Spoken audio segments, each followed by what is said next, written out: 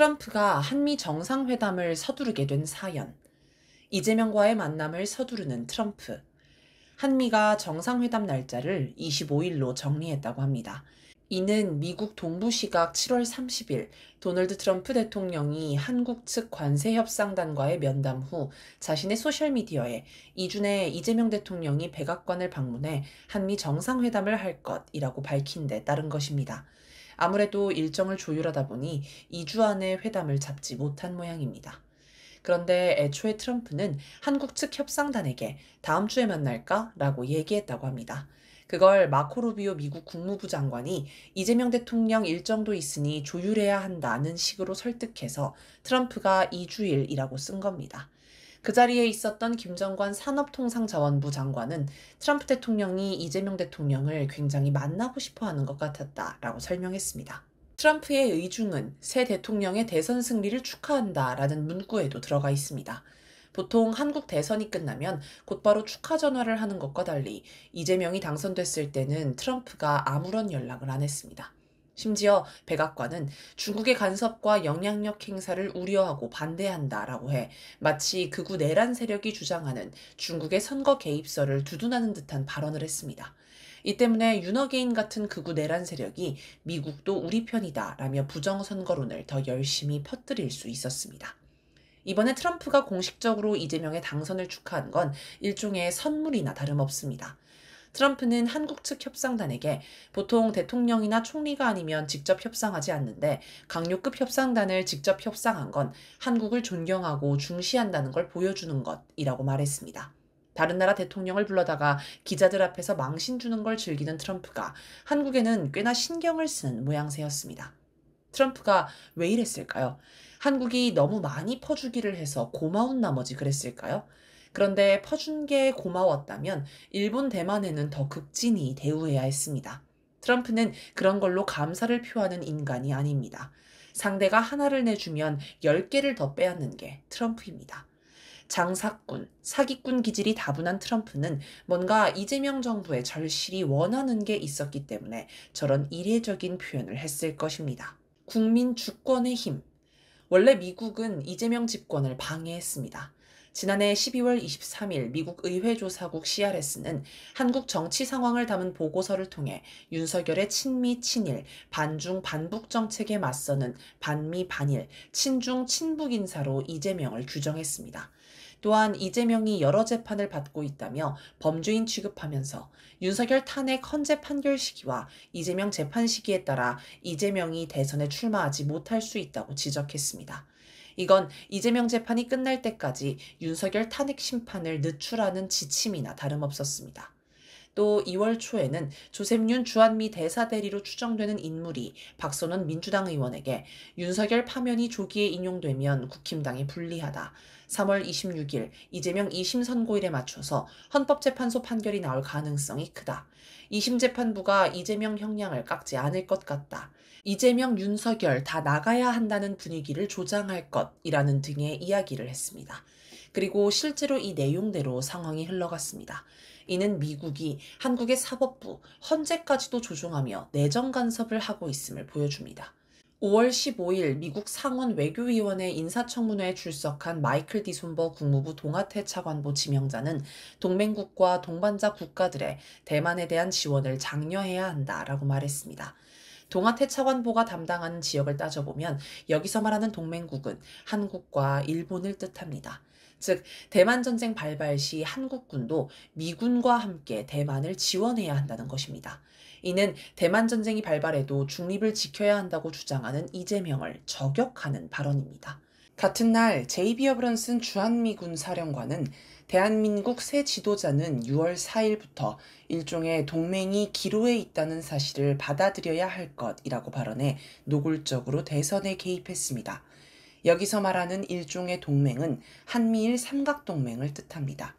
브런슨은 한미일 삼각동맹을 지지하는 사람이 대통령으로 뽑혀야 한다고 주문한 것입니다. 6월 2일 빅터차 전략국제문제연구소 CSIS 한국석좌는 한국의 새 정부가 주한미군의 전략적 유연성에 반대하면 트럼프가 주한미군 전면 철수 등을 포함한 보복을 할 수 있다라고 경고했습니다. 이 즈음 갑자기 미국에서 주한미군 4,500명 감축설이 흘러나오기도 했습니다. 대선 투표일을 며칠 앞두고 쏟아진 보도들은 모두 이재명이 당선되면 주한미군이 철수한다, 미국은 중국과 잘 지내겠다고 하는 이재명을 반대한다는 내용으로 국힘당 등 친미 친일 극우 세력이 이재명을 공격할 소재가 되었습니다. 그러나 미국은 이재명 당선을 막지 못했습니다. 그러자 브라질 방식을 시도했습니다. 트럼프는 브라질 전 대통령 자이르 보우소나루가 내란을 시도한 혐의로 감옥에 가자 보우소나루를 석방하고 재판을 중지하라며 노골적으로 내정에 간섭했습니다. 심지어 보우소나루를 범죄자로 몰았다는 이유로 브라질에 50%의 관세를 매겼습니다. 마찬가지로 트럼프는 윤석열을 석방시키려고 갖은 작업을 했습니다. 전직 국무부 국제형사사법대사였던 모스탄 교수를 보내 윤어게인 세력에게 힘을 실어주었습니다. 트럼프의 측근인 프레드 플라이츠 미국 우선주의 정책연구소 부소장은 미국을 방문한 한국 국회의원들에게 윤 전 대통령이 박해받거나 부당하게 기소된다는 인식은 트럼프 행정부에서 매우 나쁘게 받아들여질 것이라고 했습니다. 미국을 다녀온 나경원 국힘당 의원은 전직 대통령에 대한 수사 과정의 공정성을 인권적 측면에서 언급한 것은 여당과 정부에 대한 예사롭지 않은 메시지로 보였다라고 했습니다. 그러나 이런 시도도 모두 실패했습니다. 모스탄이 가는 곳마다 분노한 국민이 항의 시위를 해서 제대로 계획된 일정을 진행할 수 없었습니다. 주말마다 열리는 촛불대행진 집회에 모인 수천 명의 시민들은 미국의 내정 간섭을 규탄했습니다. 이대로 가면 한국 사회에 반미의 폭풍이 불 것 같았습니다.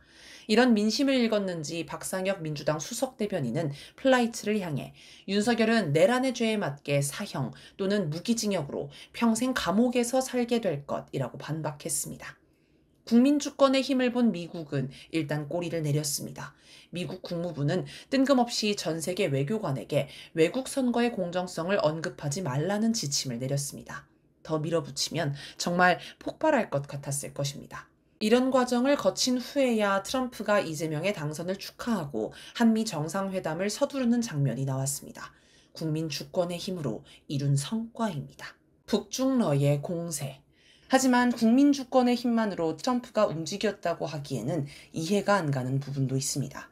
예를 들어 한미 관세 협상은 시종일관 미국의 횡포와 무례함이 가득했고 협상 결과도 예상대로 약탈 그 자체였습니다. 뭔가 다른 요인이 있었을 것입니다. 관세 협상 타결 직전에 있었던 특별한 일을 떠올려보면 김여정 조선노동당 중앙위원회 부부장의 연속 담화가 있습니다. 이재명 정부와 트럼프 정부를 향해 하루 만에 아침 저녁으로 담화를 발표하는 매우 특이한 모습이었습니다. 특히 대남 담화는 이재명 정부 들어 처음이었는데 특별한 계기가 있지도 않아서 어떤 의도로 시점을 골랐는지 의문이 풀리지 않았습니다.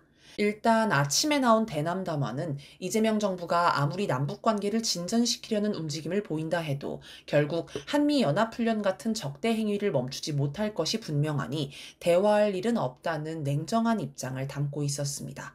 저녁에 나온 대미 담화 역시 트럼프 정부가 북미 대화를 원하지만 비핵화를 언급하는 이상 대화는 없다고 못을 박는 내용이었습니다. 지금 트럼프는 한편으로 전 세계를 상대로 관세 전쟁을 하며 무너져가는 미국 경제를 살리는 데 힘을 쏟고 있으며 다른 한편으로는 무너져가는 군사 패권을 유지하려 고심하고 있습니다. 이 가운데 미국의 군사 패권을 무너뜨리고 있는 핵심 나라는 북한, 러시아, 중국입니다. 일단 북한은 미국 본토에 핵 위협을 가하는 유일한 나라입니다. 물론 러시아, 중국도 핵 미사일이 있지만 공개적으로 미국 본토를 핵 공격하겠다는 말은 하지 않고 그런 훈련을 하지도 않습니다. 그런데 북한은 기회가 있을 때마다 미국 본토를 핵 공격하겠다고 공언하며 핵 공격 훈련도 공개적으로 합니다. 그래서 트럼프 역시 기회가 있을 때마다 북한은 핵 보유국이다.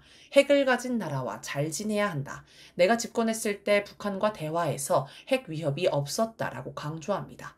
또 김정은 국무위원장에게 친서를 보내려고 하는데 북한이 수령을 거부하고 있다고 합니다. 북한이 미사일 발사 등 군사 행동을 할 때마다 대화하고 싶다고 얘기하기도 합니다. 페르난도 하다지 브라질 재무부 장관의 말처럼 북한을 향해 꼬리를 흔들거나 I love you, 사랑한다라고 말하고 있는 셈입니다. 미국은 우크라이나 전쟁에서 러시아에 밀리고 있습니다. 최근에도 트럼프는 블라디미르 푸틴 러시아 대통령에게 50일 안에 휴전하라, 10일 안에 휴전하라 압박하지만 러시아는 들은 척도 안 합니다. 오히려 7월 들어 우크라이나 공습 규모가 매일 기록을 경신하고 있습니다. 5월 대공습에 이은 여름 공세가 시작된 것입니다. 이대로 가면 우크라이나의 수도 키이우마저 점령당할 수 있다는 이야기도 나옵니다. 트럼프는 역겹다라며 푸틴을 비난했지만 달리 할 수 있는 일이 없습니다. 러시아와 교역하는 국가에 2차 관세를 부과하겠다고는 했지만 트럼프 자신도 제재가 러시아를 괴롭힐지는 모르겠다. 그것이 효과가 있을지 모르겠지만 우리는 할 것이라고 했습니다. 반면 푸틴은 러시아가 작년 6월 제시한 휴전 조건은 그대로 남아있다라며 러시아의 목표는 변함이 없다라고 했습니다. 양보할 생각이 없다는 것입니다. 일단 조만간 두 정상이 만나기로 했지만 미국이 원하는 결과가 나올 것 같지는 않습니다. 일각에서는 푸틴이 변했다고 합니다. 그전에는 나토의 동진을 견제하는 차원에서 러시아계가 많이 사는 돈바스 지역만 차지하고 전쟁을 끝내려는 듯 보였는데 이제는 수도 키이우까지 진격할 수도 있겠다는 생각이 듭니다. 6월 20일 푸틴은 상트페테르부르크에서 열린 경제회의에서 우리는 수미를 차지하려는 목표를 갖고 있지 않다. 그러나 원칙적으로 배제하지 않는다. 러시아 병사가 발을 디딘 곳은 어디든 우리 것이라고 했습니다. 수미는 우크라이나가 침공했던 쿠르스크 지역과 맞붙은 우크라이나 지역입니다. 러시아는 쿠르스크의 안전을 확보하기 위해 원래 점령 계획에 없었던 수미에 진격해 완충지대를 만들고 있습니다. 푸틴의 말대로면 그리고 지금 러시아군의 진격 속도를 보면 키이우 점령도 시간 문제입니다. 수도를 빼앗기면 우크라이나는 사실상 망한다고 봐야 합니다. 어쩌면 러시아는 우크라이나 전체를 점령할지도 모를 일입니다. 그러니 미국이 휴전을 서두르는 것도 이해가 갑니다. 그런데 푸틴이 변하고 미국이 휴전을 서두르는 배경을 북한 변수에서도 찾아볼 수 있습니다. 쿠르스크 전투에서 북한군과의 교전을 직접 지휘한 우크라이나 제225 독립강습여단 사령관 올레흐 시라예프는 북한군이 없었다면 러시아가 쿠르스크를 탈환할 수 없었을 것이라고 설명했습니다. 북한군에게 너무 많이 당한 나머지 군인들에게 북한군과의 직접적인 교전을 피하라고 지시했다라고 털어놓기도 했습니다. 그런데 최근 우크라이나 국방부 정보총국 HUR 보고서를 보면 북한이 수개월 내 3만 명 이상을 추가 파병할 것으로 예상된다고 합니다. 이들이 9월 러시아 벨라루스 연합훈련 자파드 2025에 참가할 수도 있다고 합니다. 자파드 2022 훈련 직후 러시아군이 우크라이나로 진격해 순식간에 키이우를 포위한 적이 있기 때문에 우크라이나는 상당히 긴장하고 있습니다. 당시에는 러시아가 키이우 점령에 실패했지만 북한군 3만 명이 앞장서면 이번에는 성공할 가능성이 매우 높습니다. 트럼프가 사색이 될 만합니다. 중국도 미국의 군사 패권을 무너뜨리고 있습니다. 6월 7일 중국 최초의 항공모함인 랴오닝함이 포함된 함대가 제2도련선을 돌파하는 사건이 발생해 미국과 일본이 발칵 뒤집혔습니다. 같은 시기 산둥함도 서태평양에 출현해 항공모함 2대가 합동작전을 펼치는 능력을 과시했습니다. 그동안 중국의 해양 전략은 미일의 중국 접근을 허용하지 않겠다는 반접근, 지역 거부, A2AD 전략이었습니다. 이번 제2도련선 돌파는 중국이 그간의 방어형 전략에서 벗어나 태평양의 미군 기지를 직접 압박하는 공격형 전략으로 전환했음을 보여줍니다. 흥미로운 건 중국의 제2도련선 돌파가 북한이 최연급 구축함을 건조해 원양 함대를 건설하겠다고 선언한 시기와 일치한다는 것입니다. 4월 25일과 6월 12일 각각 진수식을 진행한 최연급 구축함 2척을 두고 북한은 머지않아 태평양 상에는 침략의 전초기지 모항드레로 향한 우리 전함들의 항로들이 개설될 것이라고 했습니다. 이제 북한 중국 함대가 수시로 태평양을 드나들며 미군 기지들을 압박하면 미국은 제1도련선, 제2도련선을 포기하고 오키나와, 괌, 하와이 등에서 철수해야 할 수도 있습니다. 미국은 중국의 성장을 막고 눌러 앉히기 위해 대만을 부추겨 전쟁을 일으키고자 합니다. 그런데 여기서도 북한이 중요한 변수로 등장합니다. 대만 전쟁이 시작되면 북한이 주한미군을 공격할 수 있기 때문입니다. 쿠르스크에 파병한 걸 보면 북한은 대만 전쟁에도 충분히 개입할 수 있습니다. 북중 역시 동맹 관계이기 때문입니다. 그런데 북한이 주한미군을 공격하면 한반도도 전장이 됩니다. 그러면 북한이 아예 한국 전체를 점령할 수도 있습니다. 이건 미국의 치명타가 됩니다. 절묘한 담화 시점. 이렇게 보면 미국을 위협하는 세 나라 모두 북한이 고리가 되어 있습니다. 트럼프가 북한을 만나려고 하는 이유도 여기서 찾을 수 있습니다. 트럼프는 북미 정상회담으로 2018 어게인을 하고 싶을 것입니다. 6월 30일 빅터 차는 10월 말 한국에서 열리는 아시아태평양 경제협력체 APEC 정상회의 계기로 트럼프가 판문점에서 다시 김정은 국무위원장과 만나려 할 가능성이 있다고 주장했습니다. 트럼프는 이걸 하고 싶은 것입니다. 그런데 북한이 친서도 받지 않을 정도로 벽을 단단히 치고 있으니 낭패입니다. 7월 31일 정부 서울청사별관 대강당에서 열린 장차관 워크숍에서 이재명은 한미 관세 협상을 언급하며 오리가 물살에 떠내려가지 않기 위해 우아한 자태로 있지만 물밑에서는 얼마나 난리냐라며 협상단을 치하했습니다. 그런데 관세 협상만 그런 건 아닙니다. 지금 한반도 문제를 두고도 이재명 정부는 물밑에서 열심히 발을 구르고 있을 것입니다. 이재명 정부는 접경지 대북 확성기 방송을 중단하고 아예 확성기 시설을 철거했습니다. 통일부는 북한 주민 접촉을 실질적인 신고제로 운영해 자유로운 민간 교류를 보장하겠다고 합니다. 또 비전향 장기수인 안학섭 선생의 북송도 논의한다고 합니다. 그리고 겉으로 드러나지는 않지만 북미 중재도 시도할 것입니다. 남북 관계로 북미 관계를 움직이는 지렛대 역할입니다.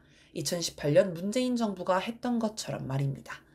트럼프도 여기에 기대를 걸고 이재명에게 대선 승리 축하 인사를 전하고 서둘러 한미 정상회담을 하자는 것 아닐까 싶습니다.